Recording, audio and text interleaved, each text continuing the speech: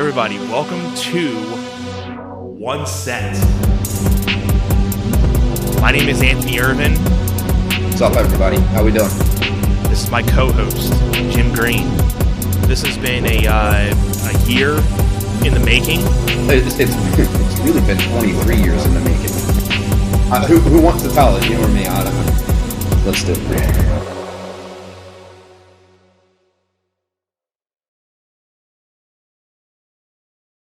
What's up, everybody? How you doing? My name is Anthony Irvin, aka Magic, and I'm with my co-host Jim Green, aka Green Monster. How you doing, buddy? I'm doing better now. How are you? A lot better than what I was 5 seconds ago. This is episode number 7, lucky number 7. Who would have thought 7 episodes in so far, man? This has been a cool ride so far, just being able to hang out every week. Not that we don't talk every day, but just being able to hang out and, talk our minds off and, just talk about current events, talk about life. And, it's just been awesome to, put a little bit of content out there and, and have people listen to it and giving us comments back, shares and everything. And, just having a lot of the feedback from people, man. It's been an awesome, 6-7 weeks of doing this so far. It's wild to me, man. Cause I know that I beat this like a dead horse, more than once on the previous episodes, but I'm like, I know you've been doing this for a bit. But I was so nervous for that first episode, and you can tell by like I'm like jittery, moving around and stuff. I don't think of myself as like a solid talker, so I'm like, I'm gonna sound terrible on this, but there's not a chance out of all of the hundreds of thousands of podcasts that exist out there that everybody is great talkers. Oh yeah. So, and me, I'm not even a great talker. I mean, it took me a while to really get to this point of just being able to, not stutter every 5 seconds. I still do it, but it's a little bit better. And, yeah, I have my moments, but I've actually grown to, liking podcasting. And, I started back during the pandemic and, a lot of my friends were doing some online podcasting stuff. And I'm like, well, no reason why I can't start a thing of my own. And, I had my thing Table Talk, which it's kind of been on hiatus, but I've been really focusing on this new album and, putting out some new music. So the other podcast is kind of taking a little bit of a hiatus, but it's been awesome to be able to fill the rest of my time being able to, get into, the One Set podcast with you, buddy. And, I've been enjoying so far our adventures and just, reminiscing on memories and talking about certain things. And, thank you to all the listeners so far. Yeah, it's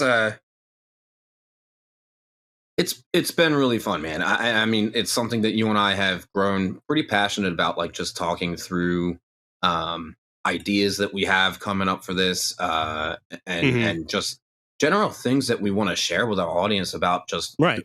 Like not even just our friendship, but just each of us individually. Because I mean, your Table Talk podcast, CV outlet again. It was mostly focused on music specifically, right? Yeah. And like your journey through music. So I think that this one's kind of fun because and not downplaying Table Talk at all. Like, don't get me wrong, I'm definitely not.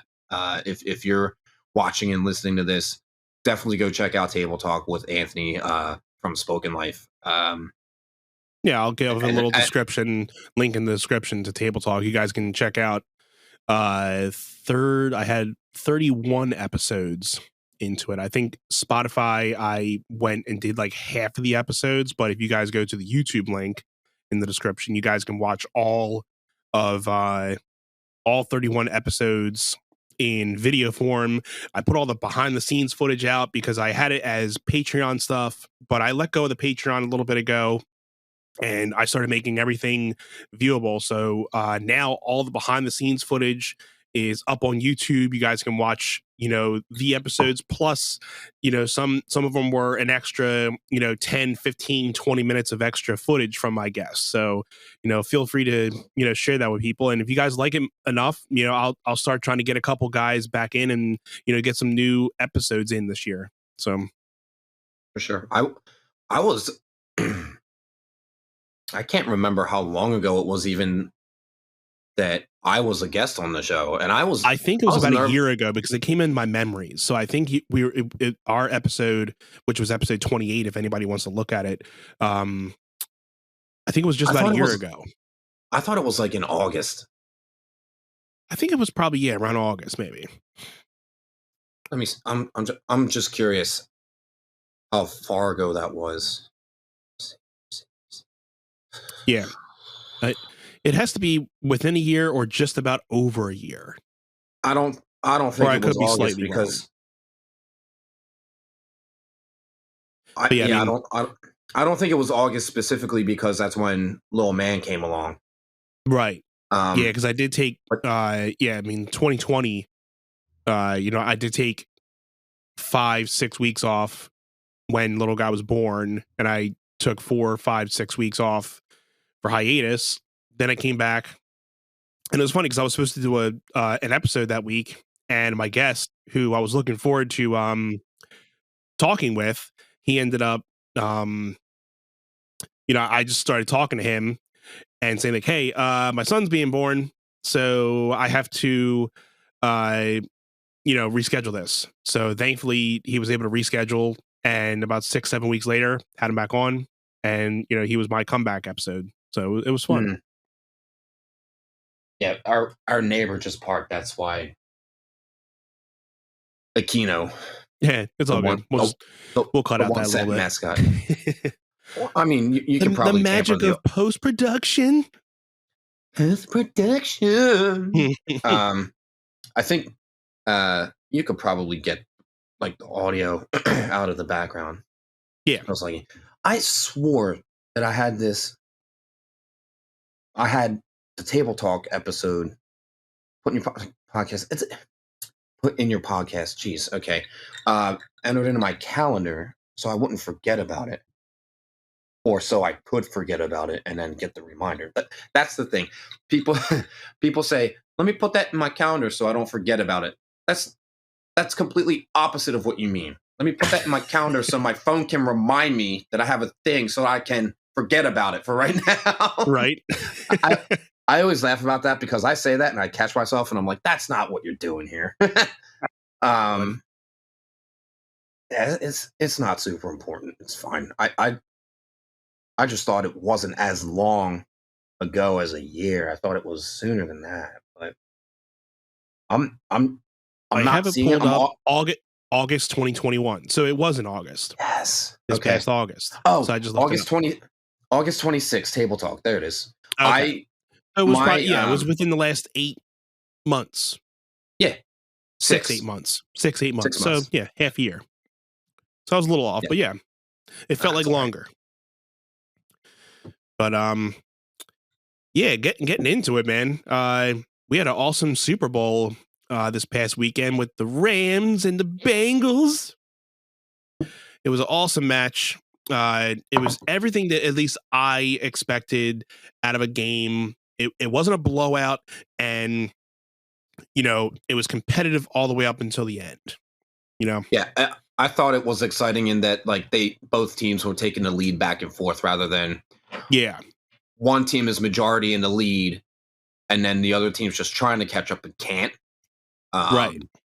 It was a lot of back and forth as to who could potentially win. And I gotta say, and I know Burr was talking about this earlier, but or when I was listening to Bill Burr earlier go through talk about the game, he said the Bengals are going to be a force to be reckoned with in the years to come. All they got to do is get they got to get Joe Burrow an O-line, because the Rams defense, especially in at the end of the game, just started blasting through them, and the number of sacks. Donalds was killing everybody. That dude's a beast. So he's a beast. The number of sacks on Joe Burrow, especially towards the end, I was like, they're done. Rams are when they did that this final run, I knew the game was over. They were just plowing through the defense. The Rams offense were plowing through the Bengals defense, and I'm like, all right, they're going to score in this. And then they won by literally a field goal. The spread was 4.5 points.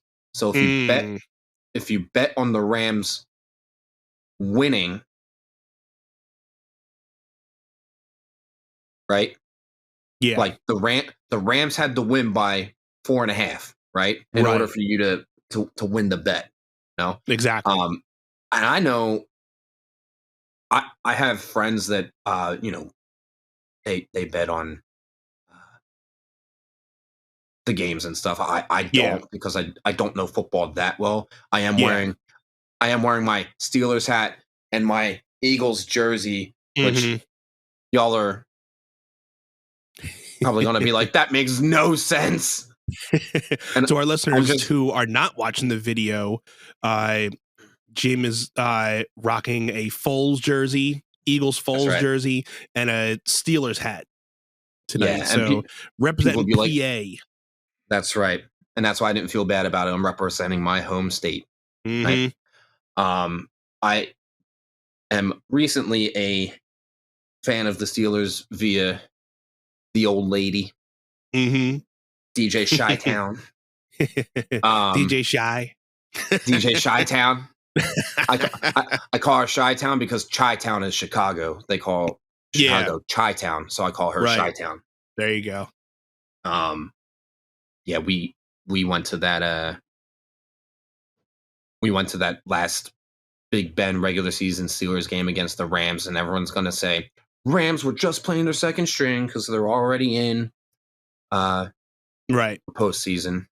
And I was like, that's fine. I mean, that last game that we got to see, because Cheyenne has been a fan of the Steelers since 1 year before Big Ben signed on. I think I talked about this before, if not. Yeah, I think so. Yeah, just I also was looking around the place when I got home. I like to change up my hats in case y'all haven't noticed.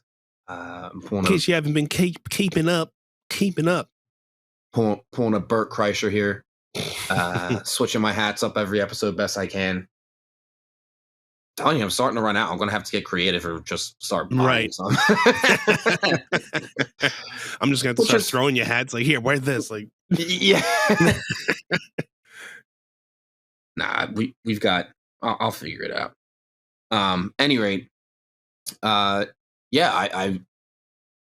obviously didn't care. I wasn't watching Steelers games before I met Cheyenne, and she would have them on because she's super fan. And if I wasn't in rehearsal and was available to watch with her, they'd have Monday night and Thursday night games that I was teaching, obviously, and couldn't. But I watched how they played, and I was like, it's great because her being such a fan, she didn't feel bad dogging them when they were crap, you know? So exactly. Every team goes through that, you know? that's why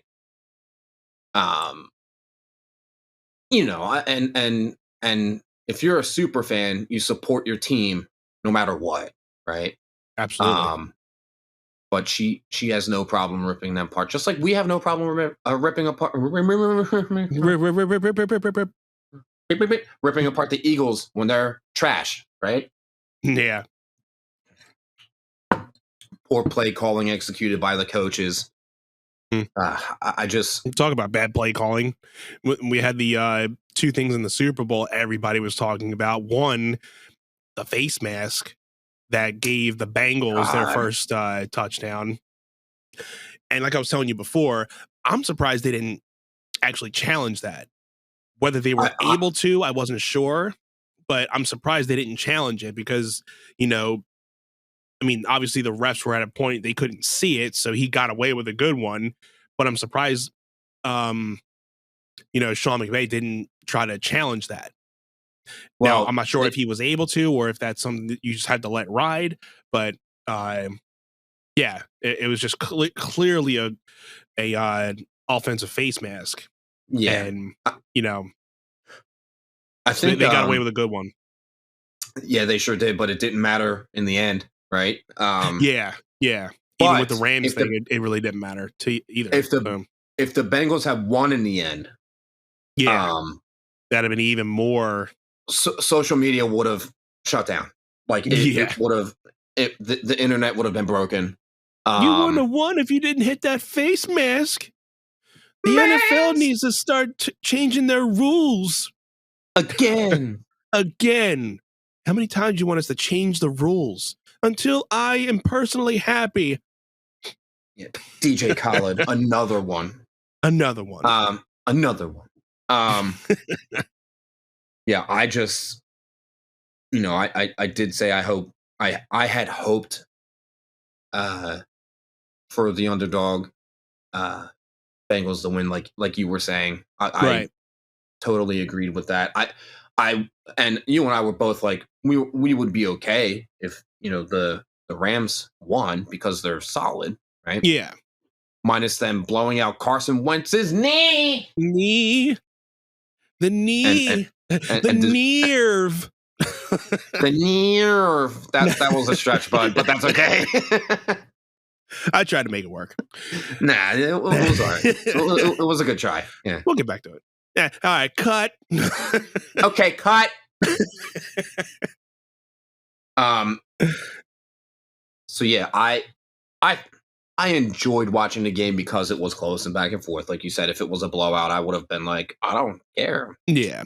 And honestly, like you were saying, I didn't really care who won. I just wanted to see a good football game, but I was hoping the Bengals would pull it off because you got the whole story behind it and everything. But like we were saying before, I think the Bengals will definitely be back. And one of my buddies, who's a big Bengals fan, he was so mad that they didn't pull it off. He's like, the whole season went down to nothing. And I'm like, it's the same thing. We probably would have felt the same way if we would have lost to the Patriots in 2017. Like, we had the perfect season. We had Foles coming back and he brought us there, and then we lost. We would have been mad too. But I think the Bengals are like we said, Bengals are definitely going to be back there. If not next year, they'll definitely be more contenders in the playoffs. Once they have to probably work on getting a better O line and some others, but they're definitely gonna be competitors. Joe Burrow definitely has a good future to him. Yeah, I mean they beat the Chiefs, right? If you can beat the Chiefs and Patty Mahomes. And Patty Mayonnaise over here in Kansas City.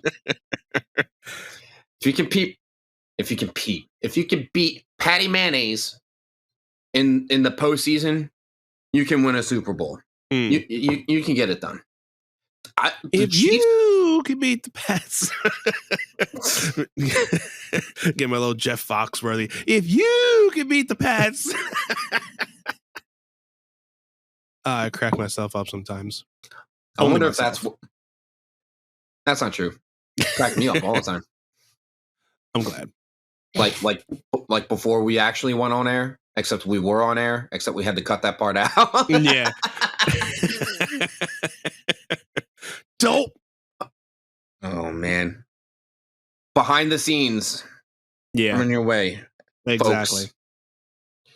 If I haven't said it before, I love this podcast so far. Oh my god, this is so fun. So fun. We can't talk about the Super Bowl and not talk about the halftime show, right? We got to bring it up. It up. I thought it was good. I had mixed things on my feeds. I mean, you have to kind of just scroll through a lot of those things. Everybody's going to be like, oh, well, I didn't like it because of this, or I loved it because of that. I mean, you and me, we grew up in that era of, Snoop Dogg, Dr. Dre, Eminem, and everything. So it was like nostalgia for us, like bringing back, Mhm. you know, uh, all the 90s hits and everything. So, it was awesome being able to see those guys out there doing their thing. I wish they would have had Eminem do a little bit more. I understand why they didn't, but I wish they would have had him do, the real Slim Shady instead of just going through and doing Lose Yourself. I knew Lose Yourself was going to be one of the songs, but I was hoping they would have done, Slim Shady. That'd have been a good one. Well, I gotta say, like, and this just popped into my head. I was talking with my students tonight uh, in the studio. My last class is 8:30 to 9:30, and they're teenagers. Like they're like 15 to 17. Right. It's just 18. Sorry, I do have an 18-year-old in there. And he's actually going to be 19 soon. Hmm. But my one student was like, I gotta say, I was pretty underwhelmed, and like, I was like, okay, but that's probably because of your age and you Right. didn't grow up with these guys. Exactly. I haven't, you and I haven't grown up through that era. I overall didn't love it, and I didn't hate it. I think Yes. I think I understood the concept behind the separate like pods Yeah. was probably in an attempt to do some sort of social distancing. Because like last year with the weekend, all of the Yeah. dancers, my one buddy was actually dancing in it. They had The the masks full and on everything. face Yeah. cover. Oh Whoopsie.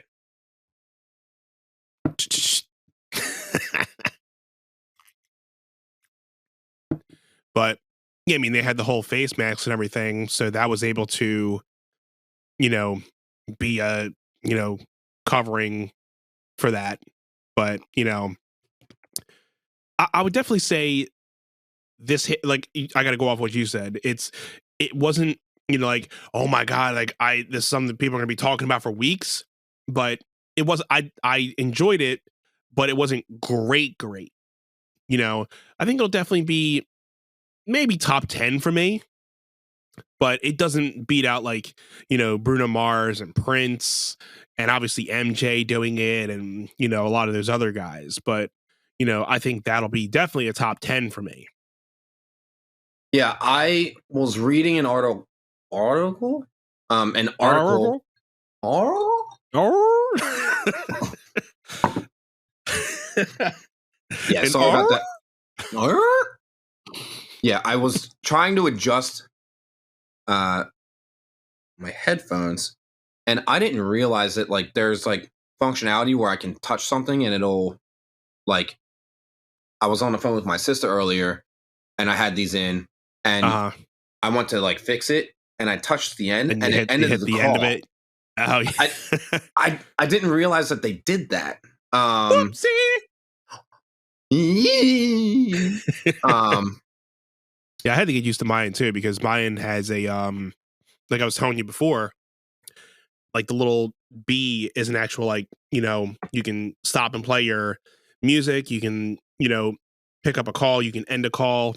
So it took me a minute to really figure out that because I had the wireless Beats, but it had like the string and it had like the little clip on the string, so you're able to function through it on the string instead of actually being on the headphone. So that took me a few days to kind of figure out. But yeah, I can understand your reasonings for not knowing, and you clip it off. You're like, oh. you CB. I'm googling because I was reading this article earlier Hmm. and it was every Super Bowl halftime show ranked. Ah, Um I think I've seen and something like that before. yeah, I'm just trying to find one Okay. I think that, yeah, this is, no? Oh, no. That's the one I just had open, and it's trying to get me to sign up for a subscription. I'm like, no. Come on. Come on. Yeah. These other articles I'm seeing. Okay. Some of these articles I'm seeing are from 5 years ago. They're dated, right? Yeah. Register for free to continue reading. I don't want to register. Just like so you can. Bill Burr, when he reads his, like, he's looking up stuff, he's like, just get to the point. Like, well, Yeah, you gotta start. yeah. Well, when you start talking about this stuff, you got to think of this. Just get to the point. Yeah. Don't wait until you get halfway through the article to give me the answer. Yeah. So this article's from last year, so I'll take it. I mean, yeah, that's decent. Last year's halftime show isn't a top contender. No, I mean, it was, like you said, it was good, but I don't think it's a top one. I technically, mean, I'm a Weekend fan, but I wouldn't put that in my top 10. No, I thought would put this year's in a top 10 more than last year's. So 14, I'll just run through it quick. 15, 1999, Stevie Wonder, Gloria Estefan, Big Bad Voodoo Daddy. That's fine. 14, Justin Timberlake from 2018. That's not the Janet Jackson one that everyone loves because of the controversy. That was the one that he played when the Eagles won the Super Bowl in Minnesota, and they did the Prince tribute with the purple rain. Oh my God, I love that. Yeah, I knew some of these dancers that were in this one. Rolling Stones 2006. I could care less, just to be honest. Not disrespecting that was them a good one, but like you said, I was like, okay. I mean, that would be like for us for this one saying it was great. Like our parents would say, like, "Oh, the Rolling Stones are great," because that's their era. Rolling Stones was not our era, so. But I mean, I appreciate Rolling Stones, but it's like, okay. I mean, I can get past that. Yeah, number 12, Lady Gaga. I'm a huge fan, so let's get there. They did not put Maroon 5 at number 11 above Lady Gaga. Get out of here. They have The Weeknd at number 10. This article's trash. All right. Yeah, get out of here. Bruno Mars at number 9. Absolutely, he was a stud. He should have been hot. Yeah. J-Lo and Shakira at number 8. I think Bruno's definitely above that one. Highly, 100%. 100%. Number 6, Madonna from 2012. Okay. Number 4, Janet Jackson, 2004. That high on the list, huh? Gee, I wonder why. Yeah. A little wardrobe mishap. Yeah. I like how they have number 3, Beyonce and Destiny's Child, as if Beyonce wasn't a member of Destiny's Child, but okay. You had to have her name by herself because this was 2013, so her solo career was taken off. Beyonce and then these girls. Yeah. They have Prince at number 1 in 2007. I mean, I don't love this article. It's on Yahoo, which I think it's kind of a bunch of Yahoo. They didn't even have MJ in there. Did they? Or did you go scroll through? No, they didn't, which means that can't be a thing. I'm finding another one. Scam. But while you're getting into that other article, I think we can, do our little plugs here. Go for it. Thank you guys for being here. Again, my name is Anthony Irvin. I'm here with my co-host, Jim Green. This is One Set, and you're listening to episode 7. I want to thank you guys for tuning in for another week and week after week.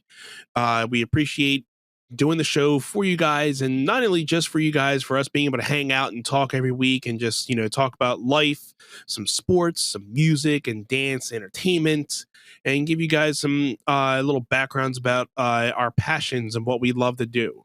And if you guys want to follow us week after week, you guys can follow us on Facebook and Instagram at the number 1 Set Pod. And you guys can email us if you want to give us any feedback on the show. If you guys want to send in your your One Set worksheets. I know we've had some comments on some people who are wanting to get in on the $50 Visa gift card giveaway. And if you guys haven't heard about it, make sure you guys go back to the episode we just talked about, episode 6. We give a little bit more of a description on that.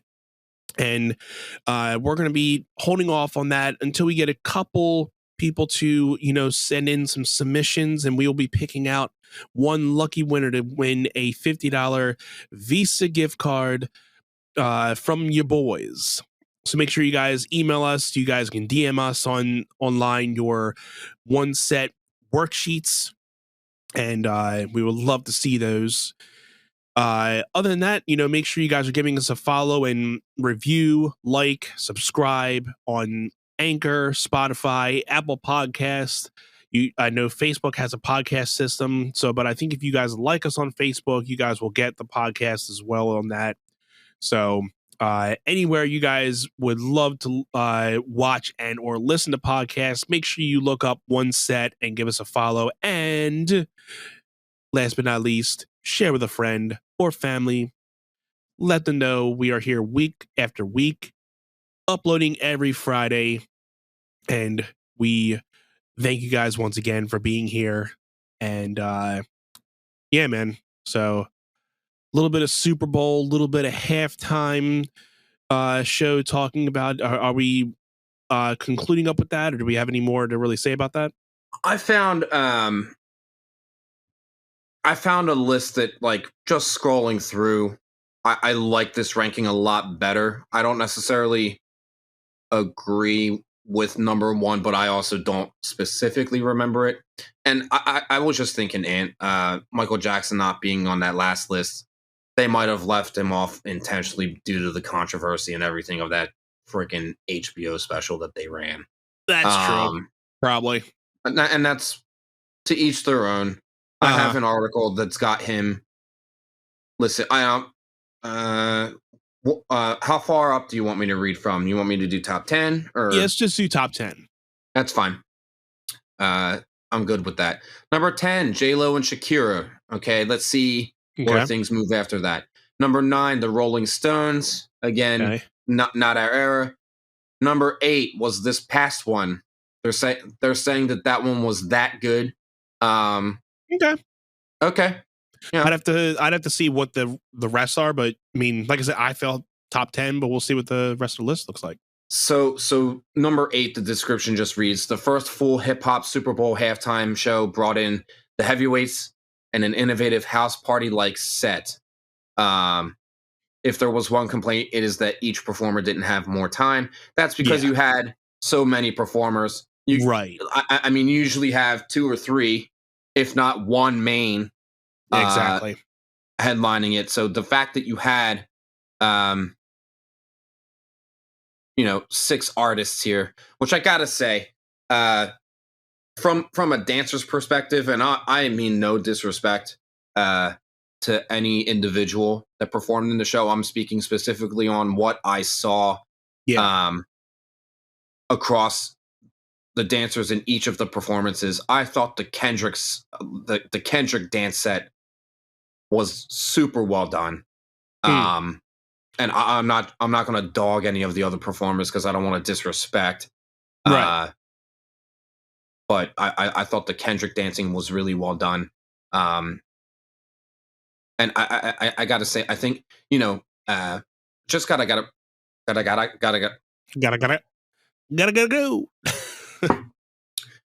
I gotta bring this up. The whole, oh my God, there was a picture of Snoop smoking before he performed. I'm like, do you have any idea who this guy is? Get out of here. Get out of here.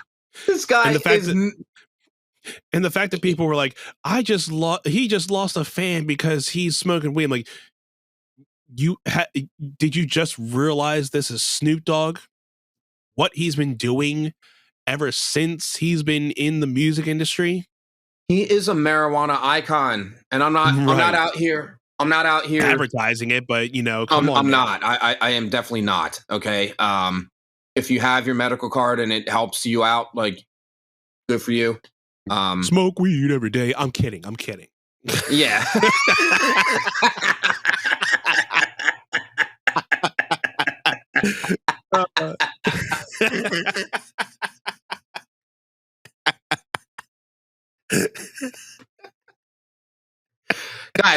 I wasn't being serious. Don't actually do it. Like, okay.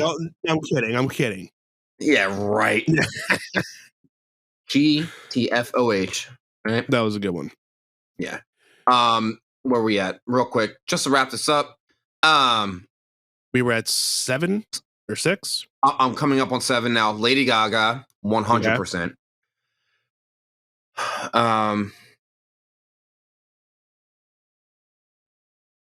Number 6, Prince. Wow. Yeah. Number 5, Bruno Mars and the Red Hot Chili Peppers. Okay. Okay, people. Okay. Number 4, NSYNC, Aerosmith, Britney Spears, Mary J. Blige, and Nelly. Now, I forgot about that one. This is giving me like the Roman numeral numbers. It's not giving me the years like the other one did. But this says Super Bowl 35, and we just did 55, right? Yeah, so that's been a while.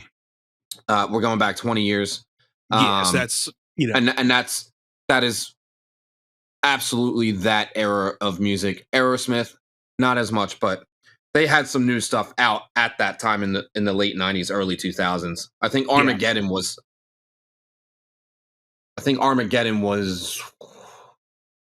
around that time. Yeah. Mm-hmm. I thought it was maybe a year or two before that. But I'll have to check in on that. Number 3, Michael Jackson. Okay. The first true Super Bowl halftime show, headlined and led by a major solo artist, set a bar for future halftime shows that few have come close to meeting, and that was Super Bowl 27. So, I mean, I just said 35, which was 20 years ago. Remove another 8 years. Yeah. You're going back to 1994. Oof. Yeah, I'd have to go back and watch that one. It's so funny because some of these have YouTube clips to it. Cool. Yeah. And look at this. Okay, hold on. And I'm only going based off the top 10. So that one from this past Sunday, this video contains content from NFL, who has blocked it from display on this website or application. That's because Eminem was kneeling and they told them no kneeling. He did it anyway. And you know what it probably was? Because those artists were volunteering doing this for free. I don't know if you knew about that. They were doing it for free. And the fact that Eminem took his time to go do this performance and they let him do Just Lose Yourself. Like you said, he should have had a little bit more time. He was like just raising both middle fingers like, I'm doing this. And I think, because what I heard, this could be true, it was on the internet, so yeah, it's true, I guess. But I think his kneeling had nothing to do with the protest or anything. I think some people are saying it had to do with his tribute to Tupac. So that's what I heard as well. So you'll never know which one it was until it comes out of the horse's mouth, and I don't think you're ever gonna really hear that. No, you. But I think that it was very obvious when he was kneeling. Now as a casual football fan, I didn't see it. Like I didn't catch it like that. Like I just thought he was kneeling. But then after the fact, I was like, oh, he's blocking his face. He doesn't want to be seen kneeling. And I was like, oh. And then I put it together. And supposedly the NFL knew he was going to do that because the NFL supposedly watches, the whole performance before they actually go out there. So they kind of know what the whole thing's about. So I guess they gave the okay, because if they gave the okay, they knew it wasn't in for the protest type of thing. Right. So that kind of maybe gives me a little bit more instinct to being like, okay, it had to be, because of a tribute in a way. But yeah, I know that they asked him not to, and he's like, I'm Eminem. What are you gonna do to me? What are you gonna do to me if I do it? You gonna find me? What are you gonna give me, Machine Gun Kelly? Because that worked out. Yes, seriously. But yeah, as far as the NFL not paying the artists in the music industry world, for music industry people, we call it as the busy the busy. Oh man, the biggest exposure gig of your life, because we take gigs as exposure as something very lightly. I mean, we go out of our way to play a lot of these things, and performing musicians obviously get paid to do their art. But when it comes to certain things, there are some times where sometimes a lot of festivals, I think, artists don't always get paid for. But when it comes to stuff like that, the NFL takes it as, we don't have to pay you because your album sales are going to spike up after tonight because you've been exposed to millions and millions of viewers on live TV. So if they didn't know you, they will know you, and they're going to buy your albums. And that's their pay, essentially. They're so the money that we were going to pay you will make up in album sales for you. Right. And they can probably guarantee that because it's worked. So I mean, if venues can guarantee something like that to artists, it probably wouldn't be as benign to be saying like, oh, well, we're not going to pay you. We're just going to expect to be like, okay, we're not going to pay you, but we usually have about 200, 300 people coming in every night. We're like, oh, that's cool, but we're not really expecting them to buy anything.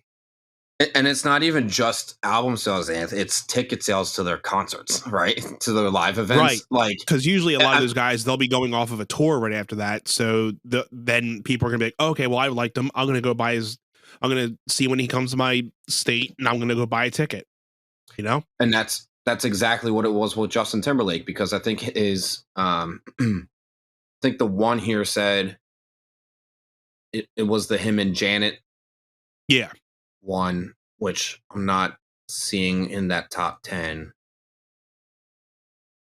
I don't think his 2018 Super Bowl, I believe, was when his most recent album was released. But if I remember correctly from the last list that I saw, his 2004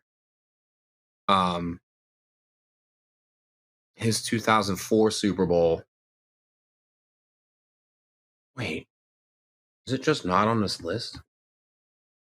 No, I thought I saw it. Anyway, 2004. That was the year that he released his debut solo album, Justified. Gotcha. Yeah. So that was heavy promotion for him, obviously.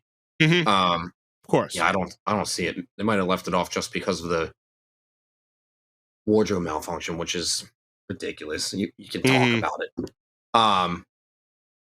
But yeah. I didn't even tell you the top two, right? I was gonna say, I think we had last two.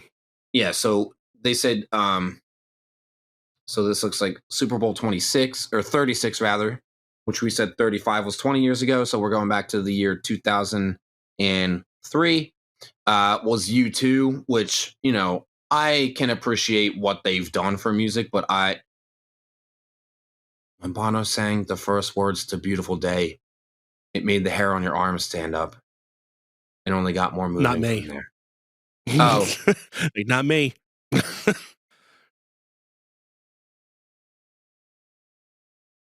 Wait, so U2 at number 2.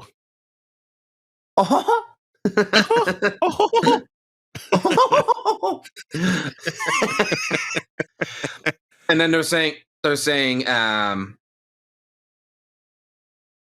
this is always the thing with Roman numerals, is you gotta work backwards. Okay, XLVII, that looks like the number 47. So X coming before the L would mean 40, and then VII VII being I'm 7. bad with Roman numerals. So Roman numerals. Roman numerals. Roman I'm bad with talking too. It's amazing we do a podcast, huh? Yeah, it's great. Let people know how much we can't talk. Yeah. So number one.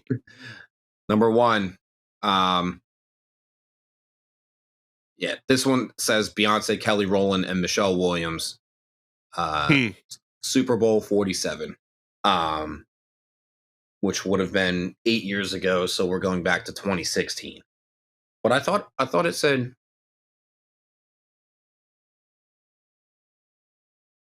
Yeah, that I would definitely have to rearrange that list for me. And that's the thing with a lot of like lists like that.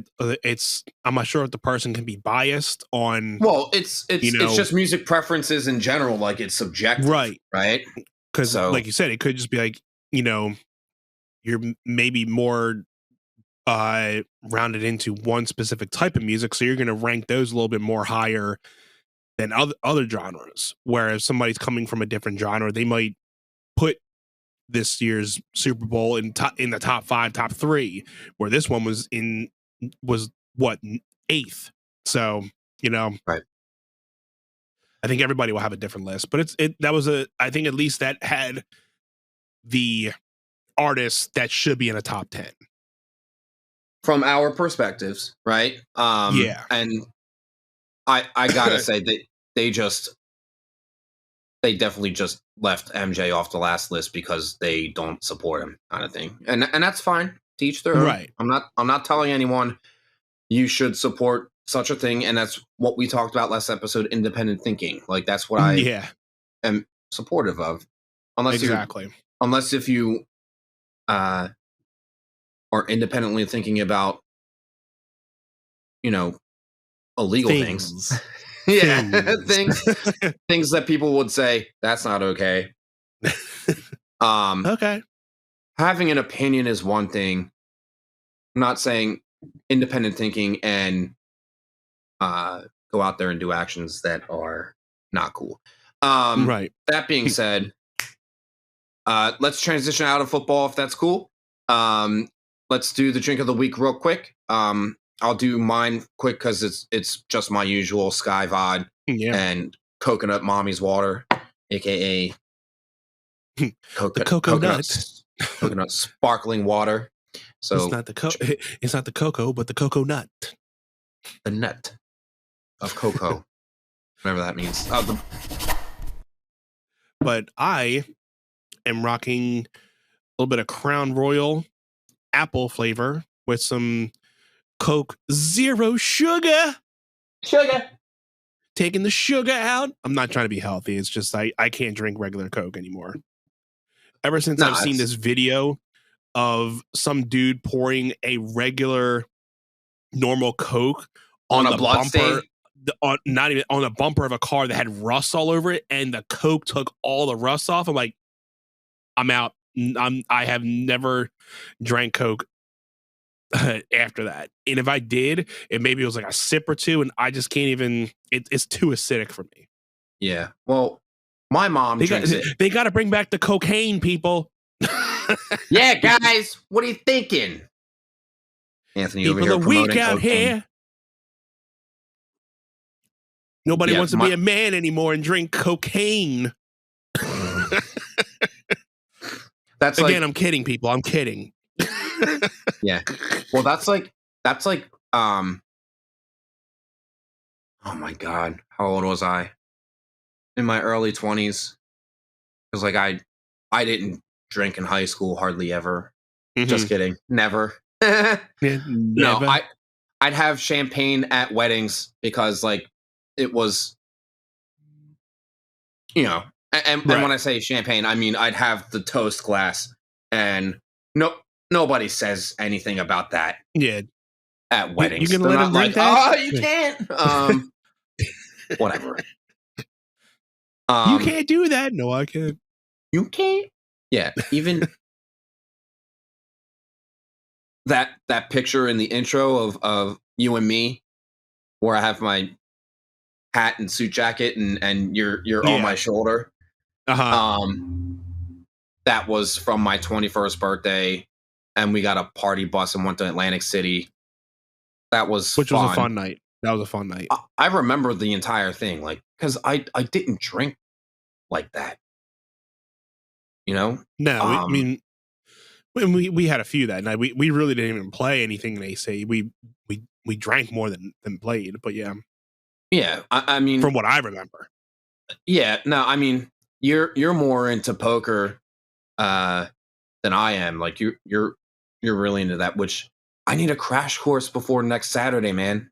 Yeah, I got to get you on one. I got to. You've tried to crash course me like a handful of times on poker. Yeah, right. Maybe after the episode, I'll give you a crash course real quick. That's fine. And we could talk about it because since that's next week. So we'll definitely talk about Tom Segura, seeing Tom Segura on one of the next episodes. That'll be fun. Yeah, I think maybe next week. Here you go. We can. Oh God, I don't know how we can talk about our top 3 or top 5 favorite.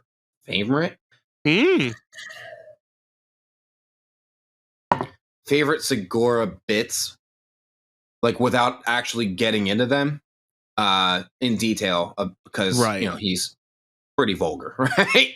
And we can't repeat anything. But if we can't do that, maybe we can do like our top 5 favorite comedians or something. Something of the sort, or we something can around comedy, since it's going to be a comedy week for us. Yeah, and then I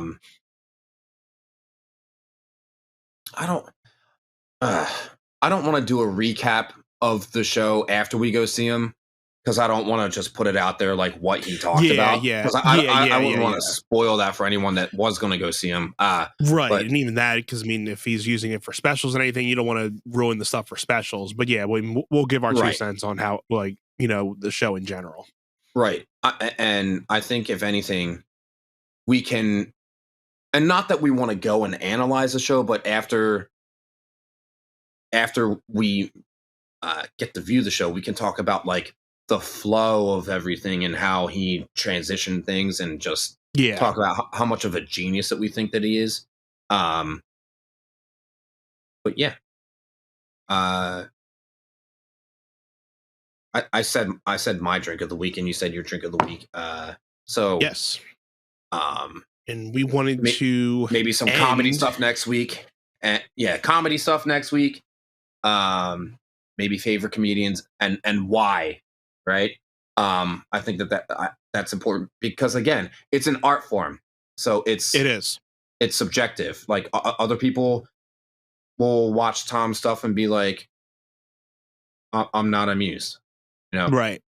And then the following week we can recap, but we also so segueing into our wrestling, because we totally didn't talk wrestling last time, which is fine. There's we knew this week, this Saturday, and when we say wrestling talk, we are mostly talking WWE. That's what we grew up with. Well, started with WWF, and then World Wildlife Foundation was like lawsuit, and Vince was like, well, pay me out and I'll change it, I'll figure it out. Right.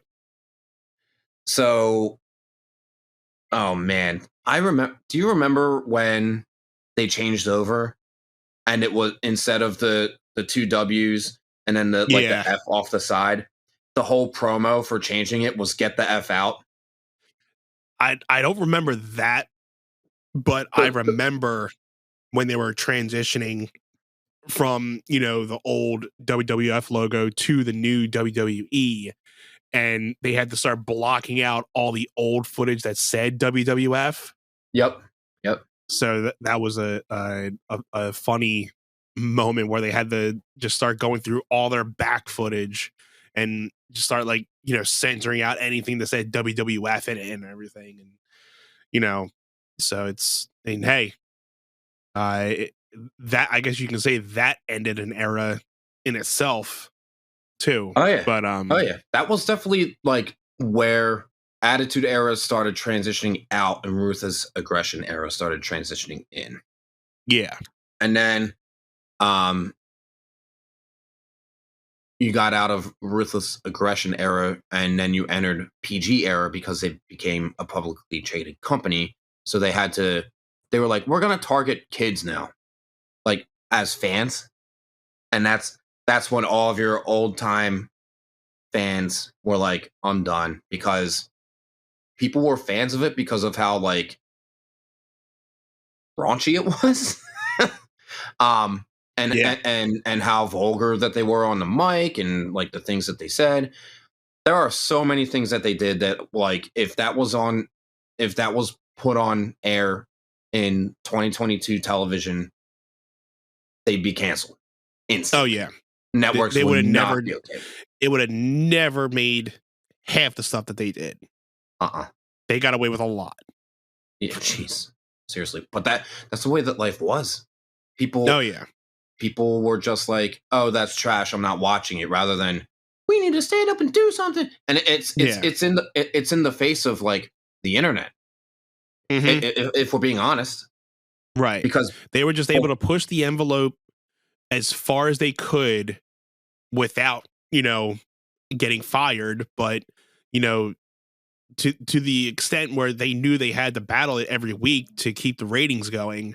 But as far as we know, that type of era of wrestling's never coming back, because there's just no like we chance, said, man. because it will never work with what they have now, and they've gone global, so you really can't be having the women going back to having bra and panties matches, and the guys doing the segments they used to do backstage with all the women and everything. There would be so much controversy going back. It would be nuts. God, yeah. Let's all right. Let's talk about this Chamber pay-per-view coming up this weekend. Let's break down the Elimination Chamber. Yeah. So we have, excuse me. We had your excuse, I guess. Yeah. So the Elimination Chamber is being held on Saturday in Saudi Arabia. Blood money. Blood money. Let's go through this match card real quick, because I gotta say, I have not been really on WWE TV too much. I will tune in. You have a really fun concert this Saturday, so you'll have to miss it. Yeah.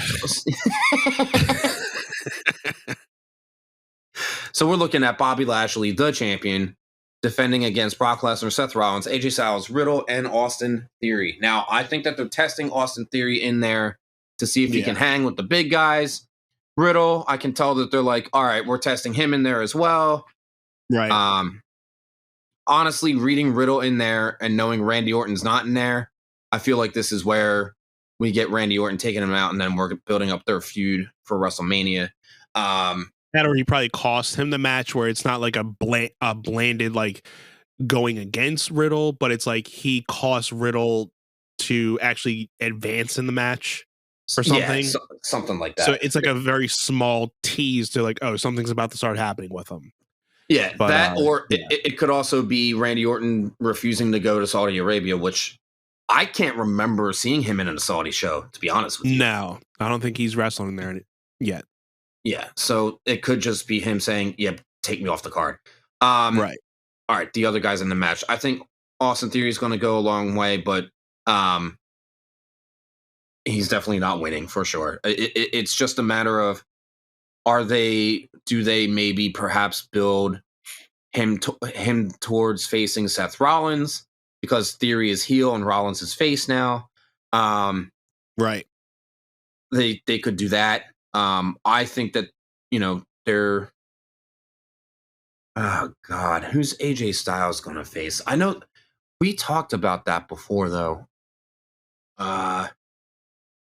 Who they'd be pitting him against. I can't remember. Yeah, I'll remember. I forget. Maybe down the card, I'll remember. Let's see. Yeah, Rollins, I don't know who they'd have go against. Oh, AJ Styles versus Edge. That's what it is. That's the one. That's the one everyone wants to see, and I think we could very well get it. Especially Edge isn't on the card, right? But they could also be saving that again. Edge could also be like, I'm not going to Saudi Arabia. Absolutely not. Exactly. True. Yeah, that's fine. Brock Lesnar, we know, is facing Roman at Mania, so it's a matter of, are they doing title versus title? I thought that they were going to do that, and they still can, but obviously, I think that Bobby Lashley, and I'm not saying that he shouldn't be champion, and I'm not saying this from an inappropriate background, but I think the E is definitely the E, meaning WWE, is trying to have proper representation these days, which they never had. Right. I mean, you can say The Rock, but I mean, he's part of the Samoan dynasty too. So like that, Of course, there's that. It's just a matter of if Bobby Lashley walks into WrestleMania as the WWE champion, who do you have face him? That's kind of the question here, and it could be Seth Rollins. That's not a marquee match, so I'm kind of not interested in that. So who do we think comes out winning the Elimination Chamber for the men? Yeah, that's the thing is I don't think it's Lesnar. I'm going with the thing is that AJ Styles is a small guy, right? So in order for Bobby Lashley or Brock Lesnar to not win the match, they got to take each other out in a sense.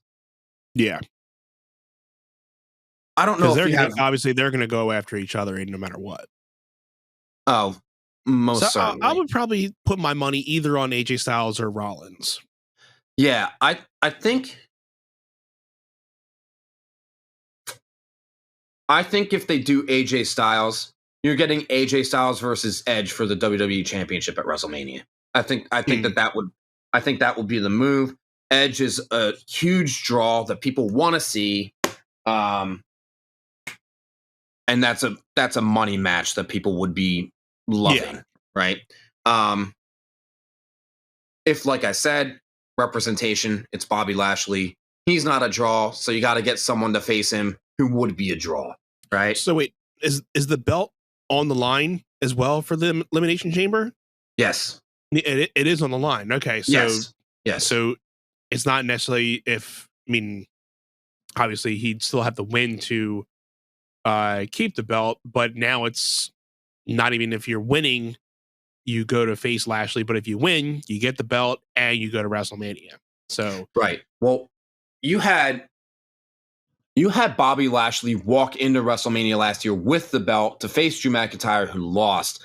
So I don't know if you have Bobby Lashley walk into WrestleMania again as the champion, which is why I think they could go AJ Styles and you could get Edge. It's just a matter of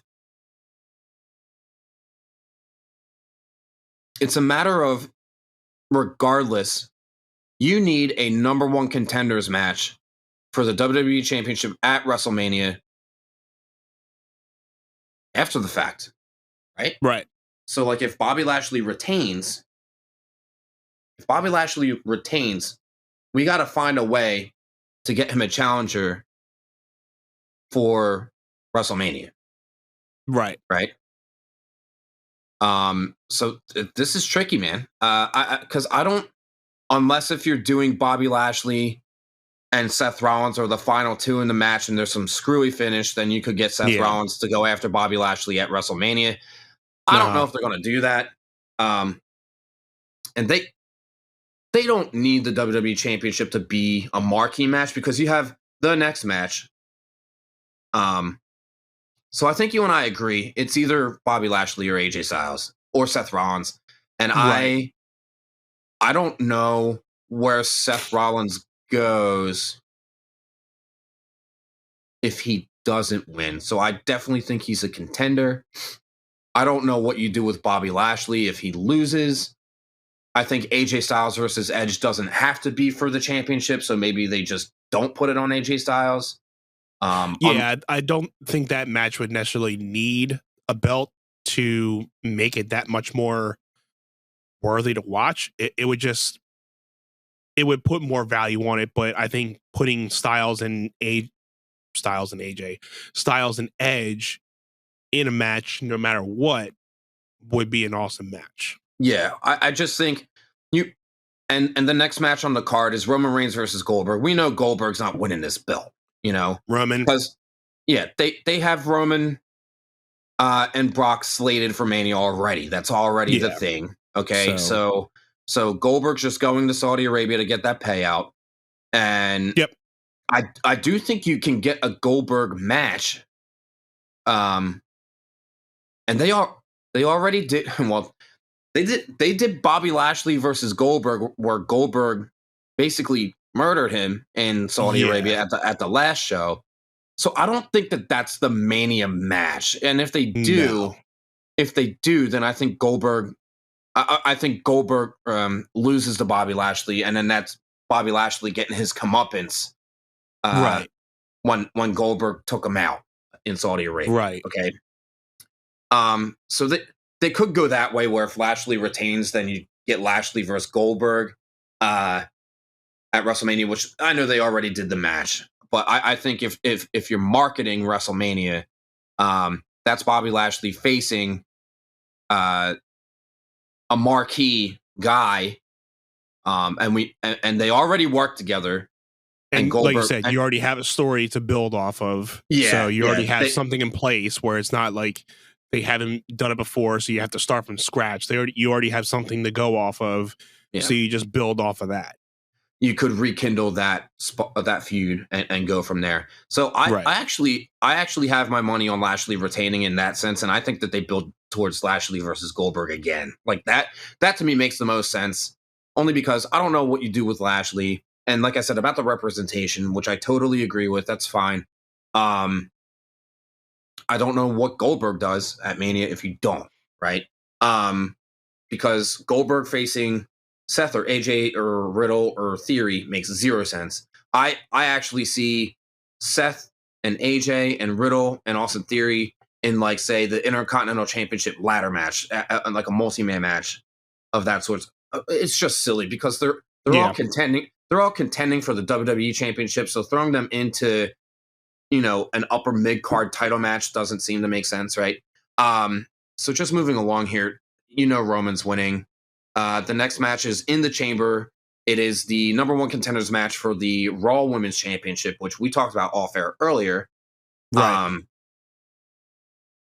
Just to let you know.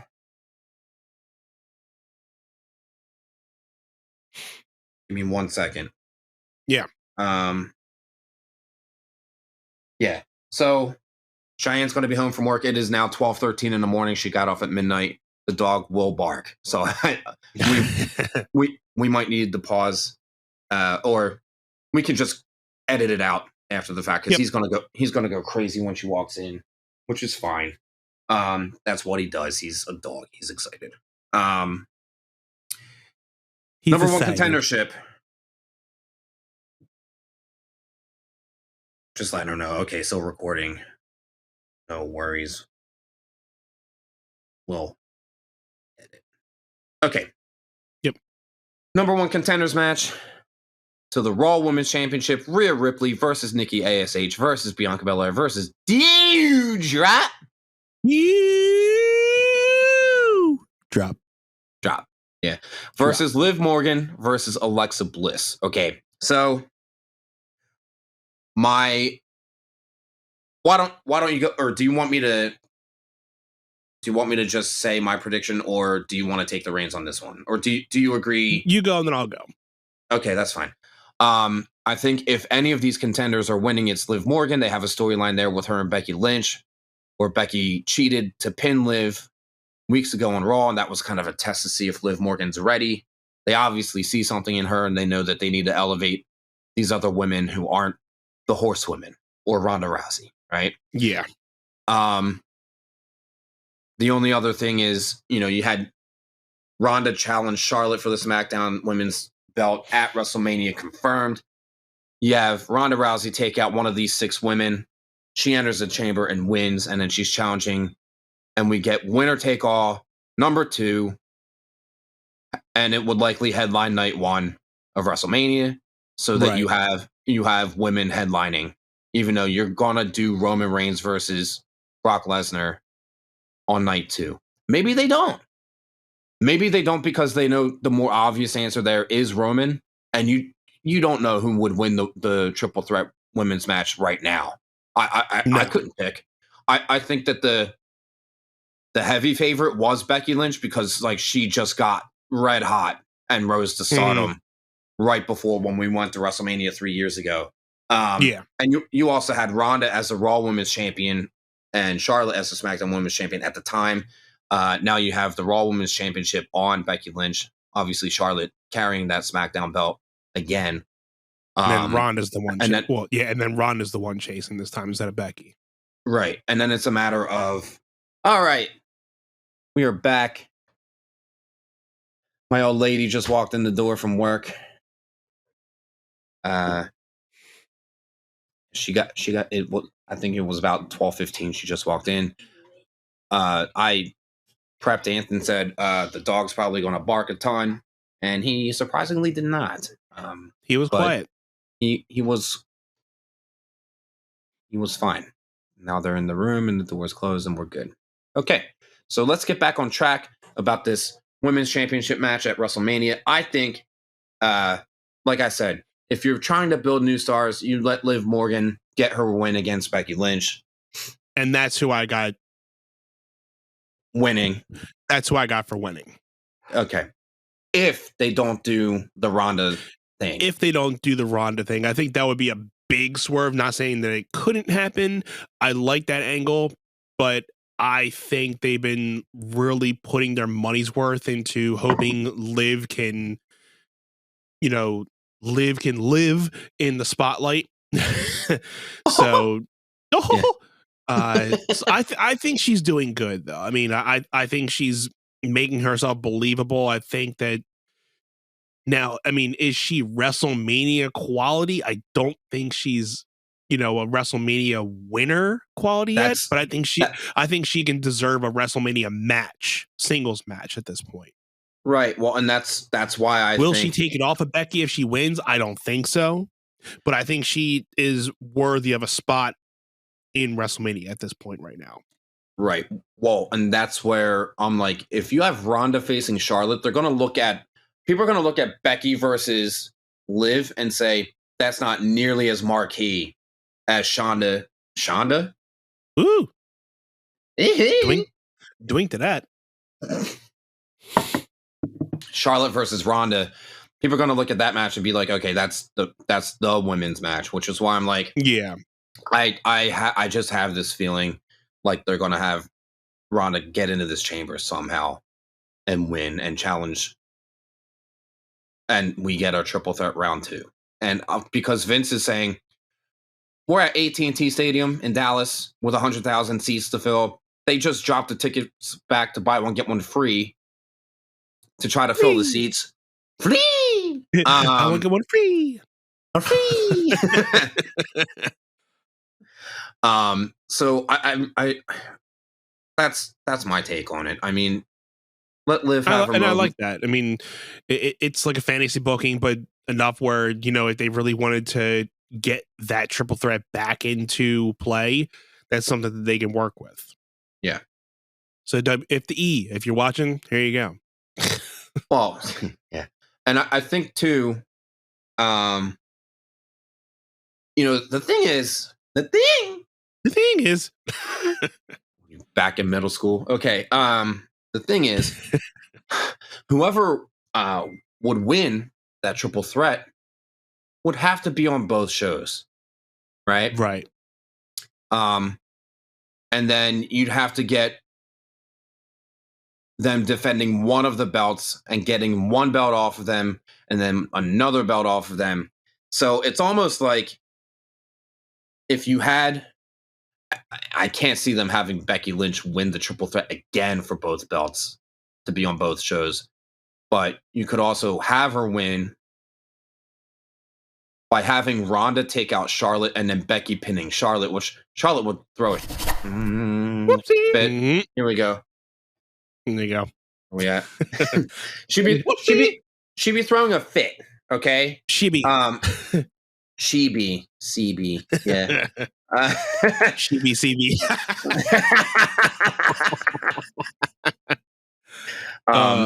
So yeah, Charlotte would not tolerate that. Like she just wouldn't go for it. And she's that kind of person. She would just be like, all right, I'm going to AEW with Andrade. Bye. Right. dang. Cody leaving AEW and going to WWE. Charlotte leaving WWE and going to AEW. AEW. The women's division in AEW would be. I mean, they're already like trying to build up the women, so bringing in someone like Charlotte would be with troubling. That high caliber, yeah. It would be troubling, because the rest of that roster would have to pick it up, you know. Oh yeah. Which maybe Tony Khan would be great with, you know. But right. The rest of that women's division would be in trouble for sure. For sure. 100%. So next match, right? Next match, yeah. Becky Lynch versus Leda. This is literally just to give Becky something to do in Saudi. Fantasy match, but I think obviously Becky retains. You know, Leda's gonna hit her spots. It's gonna be a great fantasy match for people. Glad to see Leda back out there, but obviously I think Becky pulls it off. You know, yeah, not really much to say there. Definitely. Okay. Next match. SmackDown Tag Team Championship. The Usos versus the Viking Raiders. The Viking Raiders. Usos retaining. I haven't even been. Yeah, I would say Usos retaining. I haven't even seen anything that the Raiders have been doing lately, and I mean, even when they were back on TV, they really weren't doing much. They were doing the stuff with the Street Profits that was just, you know, boring TV. So, I mean, again, another awesome tag team that came from NXT and has just been made as jobbers on the main roster. You know, they were good as what they were on NXT, and then they changed everything up. It was just like, ugh. Well, it was the name change because they were War Machine, right? But they didn't want to use. They didn't want to use the word war on the main roster, right? So they had to give them some cheesy name. Yeah, Usos are retaining because we're still getting the bloodline with all the gold. Drew McIntyre didn't want to say war, but then you can still curse on the air and be like, oh, okay, that's fine. You can do that, but don't say war. Didn't want to say war, but you're doing your shows in Saudi. Blood money. Right. Money. So Drew McIntyre versus Madcap Moss. Waste. Adores. Yeah. Naomi TJ. Yeah. Naomi and Ronda Rousey versus Sonya Deville and Charlotte Flair. Okay, so as we were saying off air earlier, like I get Sonya being tagged with Charlotte, like they built that up on TV. Naomi being added in with Ronda is just kind of like throwing her a bone, I guess. So I don't know. I don't even know who you have to win the match unless if you have Ronda pinning Sonya just to give Ronda the win that makes her look strong going into her match against Charlotte. Because I mean, unless if you get Naomi pinning Sonya, you're not getting Ronda or Charlotte pinning each other. That's just silly. No. You could have Charlotte pin Naomi. I don't think that they do that. I honestly think that they're probably going to let Naomi pin Sonya Deville here. Because especially Sonya Deville has been out of in-ring action for all this time. Which and she's been giving Naomi the whole works and everything. So I think Naomi gets her moment in this. Gets her moment in the match. She gets to take over Sonya Deville. She gets so then it takes everything off of Ronda and Charlotte because they're going to have their own thing. This is, mainly Naomi and Sonya Deville's thing. So obviously I think they just kill their whole story here unless they do something and then it goes to Mania. But yeah. Next match, Rey Mysterio versus The Miz. I appreciate what The Miz does on the mic and he's able to generate he's able to generate great heat. I just have never been a fan of his in-ring work. Rey Rey Mysterio being the legend that he is, I think that Rey just gets the win unless if there's like a screwy finish somehow and then Miz picks up the win. Like I could see that because Rey doesn't need the win. Let's be honest. Yeah, and the fact that Miz and Maurice just came off of a loss at Rumble they can just get a win here. But, and like you said, because Rey doesn't necessarily need a win at this point. I mean, Right. Rey is good just for being the namesake that he is. But, and like you said, I mean, I love Miz on the mic. He's a dominant force on the mic. In ring, I mean, he's never been, a flashy guy. He's always been play it safe, dude. Right. But, when it comes to being on the mic, he's a natural. But, I'm going to go with Miz on this one. I think they'll do the typical, because they tried to do the screwy finish at Rumble, but it didn't work out for him. I think they get the screwy finish here with Rey. So I think their whole Maurice and Miz screwy finishes work out for him this time. I'm going to have to agree with you there. I think that they throw Miz a bone and say, you can get the win. Rey doesn't need the win. He's not there for the win. He's there for the paycheck. He's not, they're not trying to build him up to anything, right? No. I don't know what they do with either of these guys going towards WrestleMania. After. Right. Yeah, they're not going to do that mixed tag match. Well, no. They did, they did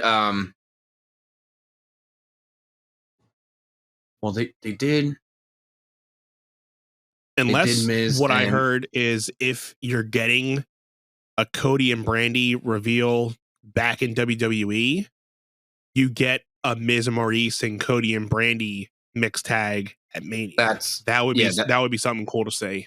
I agree with you 100% there. Like, so that would be, even though the mixed tags matches are kind of cliche now with everything, but I think that would be something worth a Mania match because two big names are not really main card. They're both still mid card, and especially with Cody coming off of AEW and getting back into a WWE ring. I mean, and then I think you would get Cody and Brandy taking a win off of that. That'll kind of skyrocket both of them back into the company. So the only thing that I'd have to say about that, Ant, is like, imagine that's if they come back to the WWE. It's not being confirmed, but it's just talks. Yeah, well, so. I think it's almost a for sure thing, all but confirmed. But I think if Cody's coming back, they're not going to rush him in now and put him into a mixed tag match with Miz and Maurice, only because, like, the dude's been out of WWE for how long, and he just walks in and gets like a mixed tag Mania match like that. No, I don't. It wouldn't be the first time some person comes back all of a sudden and just gets a main card match. But yeah, but I do agree. I mean, if they don't, they would save them for maybe the night after WrestleMania type of thing, where they and that's kind of my always thought have like here. a big hype after Mania where they have big stars come back, so they could wait till after Mania. Yeah, I think that they could do that and basically say, okay, Cody, we're giving you a fresh start kind of thing. Right. And we'll see how things pan out through the year. And depending on how things go with you, we'll see what your Mania status looks like. I'd be surprised if they just threw him into, like, it's not a big match, but it's a mixed tag with him and his wife. They'd both be getting paid. Like, I don't think so. But I wouldn't be mad about it if they did, and I wouldn't be super surprised if they did either. I just think that, and it also goes without saying that, like, they do kind of drop dookie shoes on some of their guys that are on TV every week, and then they don't give them a decent Mania match. You know what I mean? Right. All right. This last match is a predicted match because your Saudi Arabia hometown boy Mansoor is always likely to have a match, and they're saying him versus Jinder Mahal is likely to be the match. Which and you'll probably get Mansoor winning. Yeah, and they Hometown always favorite. yeah, and they love to do, and Which is Prince- fine. Yeah, I'm fine with it. I mean, Yeah. these Saudi shows don't mean much. No, I mean, Yeah, I mean, I know the chamber matches, especially being before WrestleMania, indicates they have WrestleMania implications, right? So Yeah. we know that the outcome of some of these matches helps shape Mania. So there's at least like significance behind it. No, I mean Right. a lot of the Saudi shows are just like, we're doing Crown Jewel, and it's just a super Sunday fun day house show, Exactly. So, But at least this one has some type of meaning going into WrestleMania.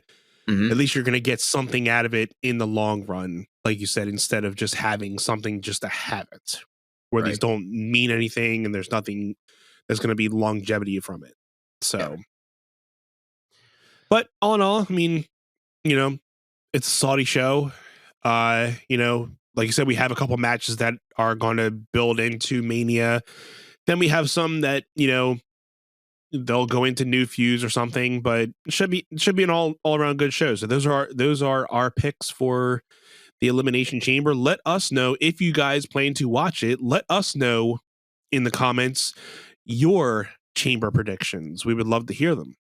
And if you're not viewing this on YouTube, if you wanted to, if you're listening just audibly on any of the strictly audible platforms, feel free to email us your predictions. That will be the number 1, and then setpod@gmail.com. Yes, sir. Right.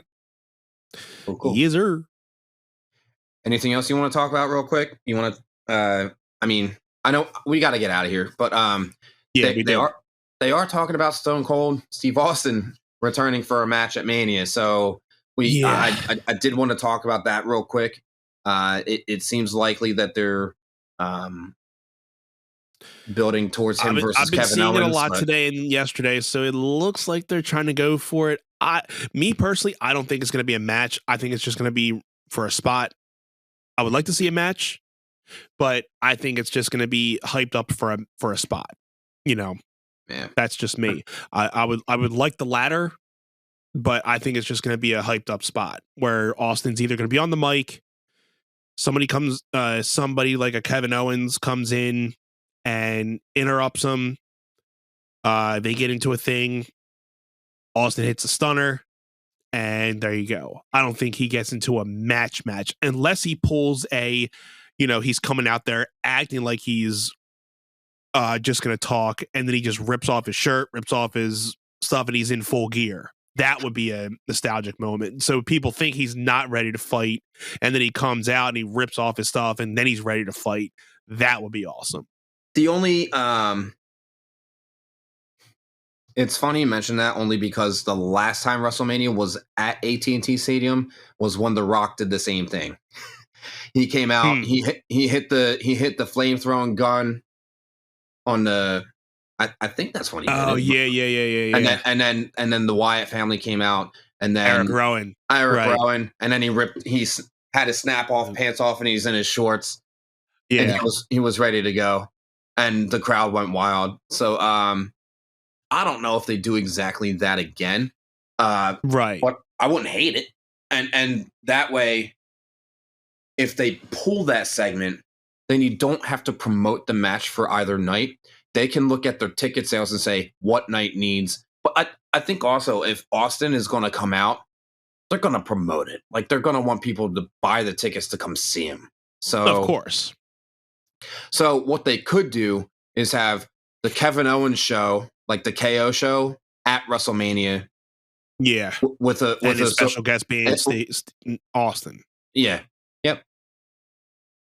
And then they don't have to announce which night that they're having that on until the Monday Night Raw before WrestleMania, because at that point they'll know what their ticket sales look like, and they'll say this night's lacking hard. And then it's like, if the ticket sales are buy one get one free, and you're going to see Stone Cold Steve Austin on the KO show, you might as well get a free ticket for the other night so that you fill the stadium. Exactly. Yeah. No brainer marketing right there. Absolutely. And anything else that we want to get into before we get out of here, or what? I think we hit everything tonight, man. We talked some NFL, we talked some wrestling. I think we have a couple things we want to talk about for next week. We have some things coming up, so we're very excited to talk about it in future episodes. Once again, thank you guys for hanging out with us. It's been a blast. You guys can check us out on Facebook, Instagram, YouTube at One Set Pod. Make sure you email us at onesetpod@gmail.com. And if you guys are watching on Spotify, Apple Podcast, any Audible platform, make sure to give us a rating and follow us so you'll get notified when we post every week. Usually we've been posting every Friday at 9 a.m. So thank you guys for continuing to support us. Love you guys. And bro, love you too. Love you too, brother. And thank you, everyone who's tuning in. We appreciate you so much for your support. It is about 12:45 in the morning on Tuesday night. So we're going to get rolling. Until next time, everyone stay safe. Thank you guys so much. And bedtime. You got to get up for work early. So, oh, yeah. So, all right, brother. On to the next episode, guys. Thank you, guys. Have a great night and great weekend.